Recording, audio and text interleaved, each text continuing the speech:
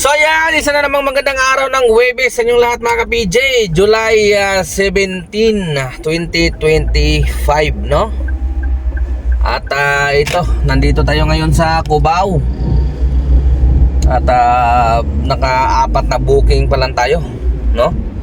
Lumabas tayo kanina eksaktong alas 4 ng madaling araw.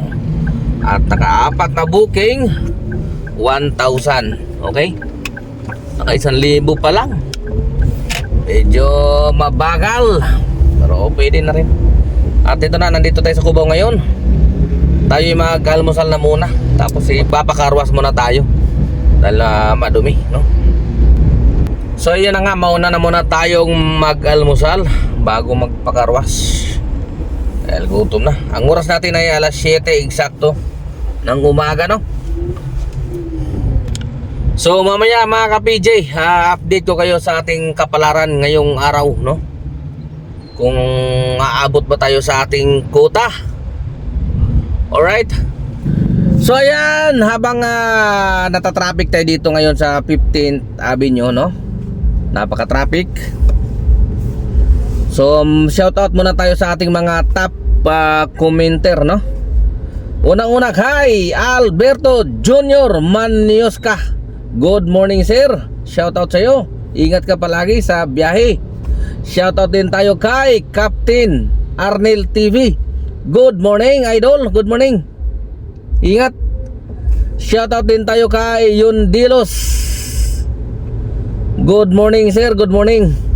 Ingat sa biyahe. Sana swertehin tayo ngayon.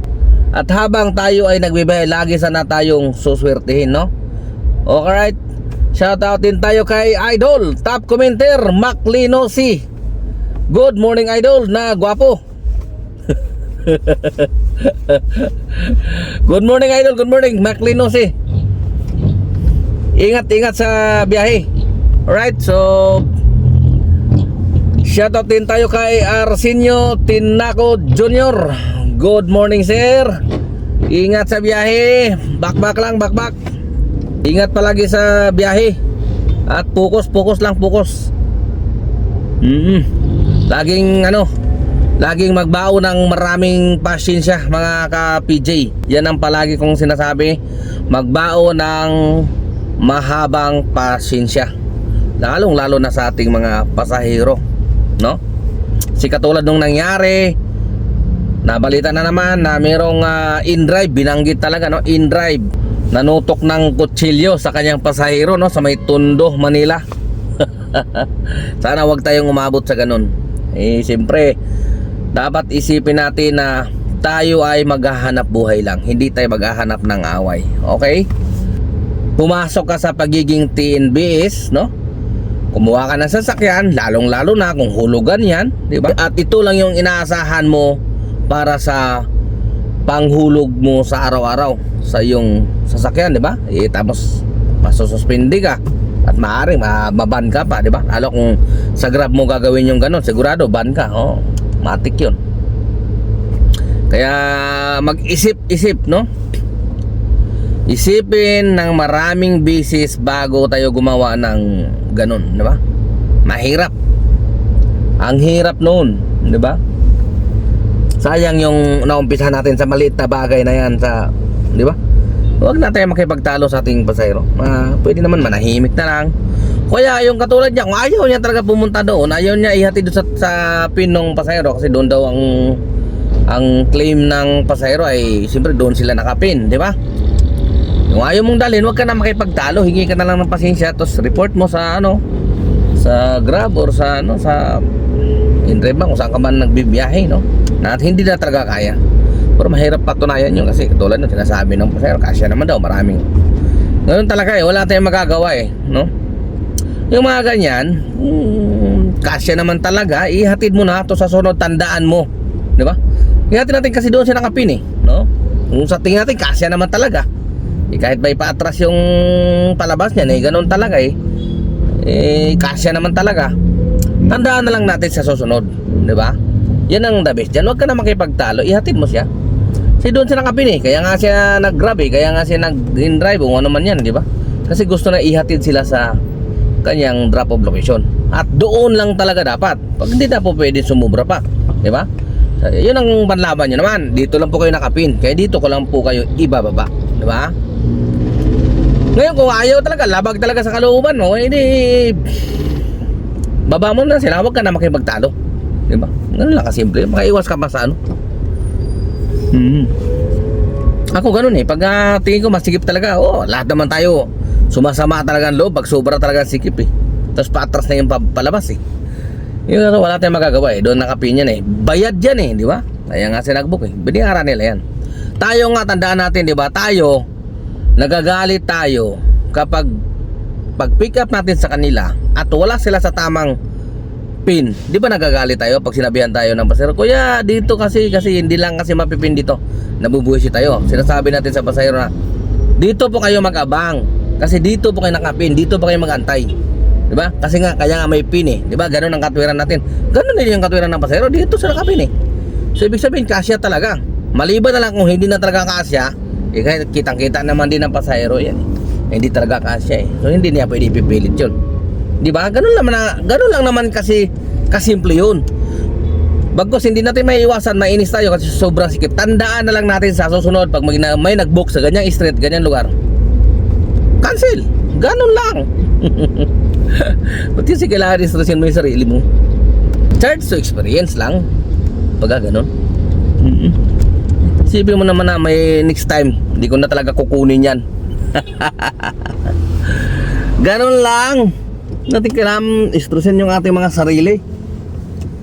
Alright. So kakatapos na natin mag-almusal mga ka-PJ. So ito, pakarwas muna tayo. So, dito lang to sa dito lang to sa may pitwaso no, malapit dun sa may GP Rosal. Maganda rin dito magpakarwas.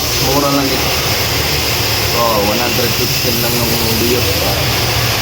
Dito. Ang bios 15 lang. 115. Saka marami dito nagpakarwas dito. Maluwag yung karwas. Maraming nagpakarwas. Dito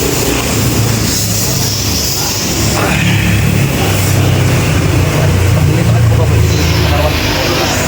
Dito na ako magpapakarwas dito ako sa Pubaw. Kain ko doon sa 20. Dito ka na takbo ko pagkakarwas. Madumi na kasi magkaan. Kaya ako na yung pakarwas. Kaya nga yung incentive ko. Meron tayong incentive ngayon ba? Kaya ako. Kapag nakapagsakay tayo ng video disente. Nakakahiya eh. Tingin-tingin na sa paligid ng sakyan mo eh.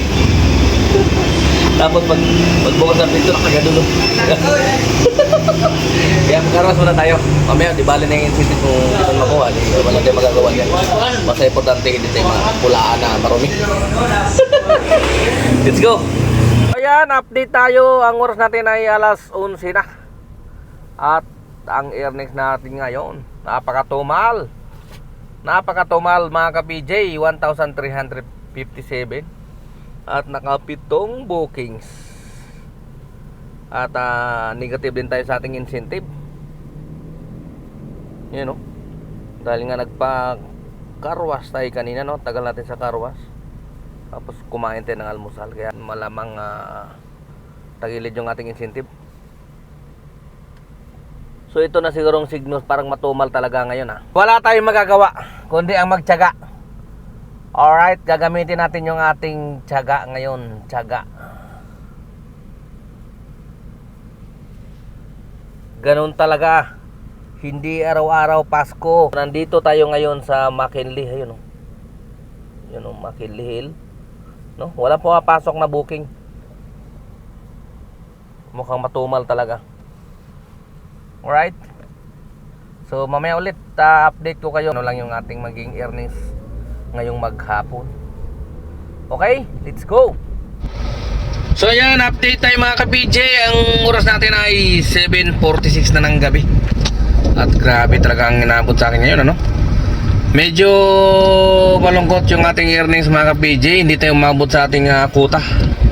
Sobra talagang traffic. Tsaka ito, umulan ng gabi na. Halos lahat ng lugar halos hindi na gumagalaw. Kaya manabuti na natin na ito, magpapahinga na muna tayo. Ang earnings lang natin ay 3,330 at naka 16 na bookings, no? At yan, tama na muna yan. Wala rin tayo nakuha na incentive. Yan natin. Wala nga. Kasi 5 lang nakuha natin. Wala, grabe ang traffic talaga tong Huwebes na ito. Tsaka kanina medyo mabagal yung bookingan ng umaga. Kaya wala tayong magawa eh. Ganun talaga eh. Bawi na lang tayo bukas. Ito, ang oras natin ay mag-alas 8 lang naman. So ipahinga na lang muna natin yung sobrang traffic na yan. Tapos maulan.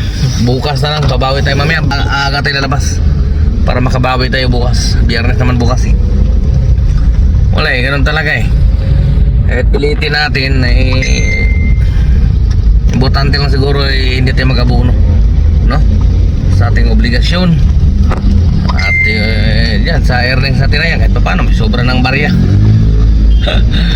1,300 yung ating boundary. Gas natin dyan, hindi naman tayo aabutin ng 1,000.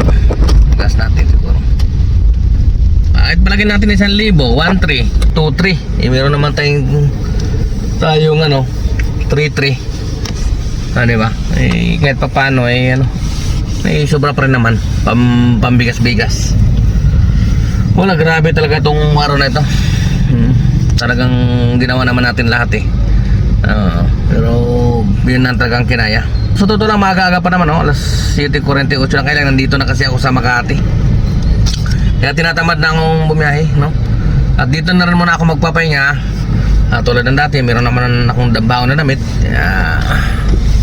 Bukas na lang kung sakaling mapalapit tayo sa Valenzuela. Okay? So yun na nga mga ka-PJ, hindi na ako magtatagal, no? Ako'y magpapahinga na para maagad na ulit makabiyahe mamaya. Okay? So kayo naman ang bahala mga ka-PJ sa ating mga pasahero. At ingat-ingat sa medyo maulan pa rin. Tapos may mga lugar na mga baha na. Huwag natin ilusob yung ating sasakyan sa baha. Kung maghahangad tayo ng kita ay mas malaki pa yung damage, malaking gagastusin natin pag nasira yung ating sasakyan, di ba? Okay, so ka-PG nyo, temporary signing off. Ingat! Siguro, tumira lang naman ang katamaran ng aking kamay. Gumalaw. Pero